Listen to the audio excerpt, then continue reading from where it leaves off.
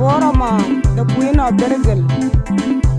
And a child alat, Yakala and Omyating a court by the Ubella, Yating a court, Matyang by the Child Bay, Panedia, the thing we ain't get Pandia.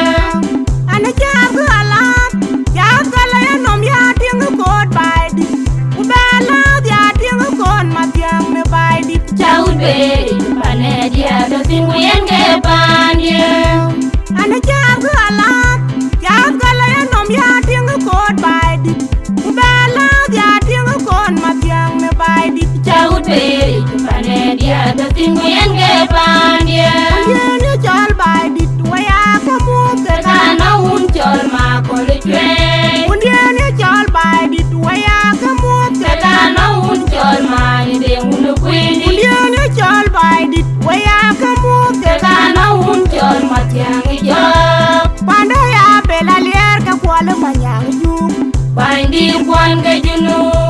Panday Randi the Banya Bella Kuala Manyang you Bindi kwan ke junu. and the by the children Ien ke di de malaika nyang nearby.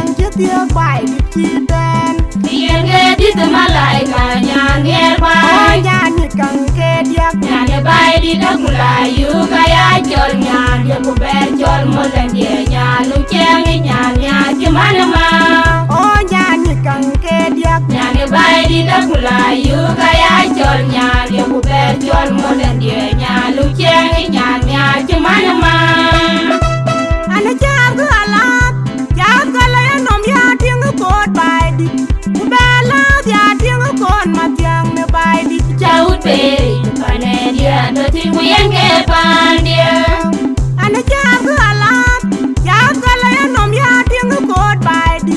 Ubela ya tingu kot matyang me by di. Chaut beri pane dia do tingu yang ke pan dia. Ana jago alat, jago layan om ya tingu kot by di.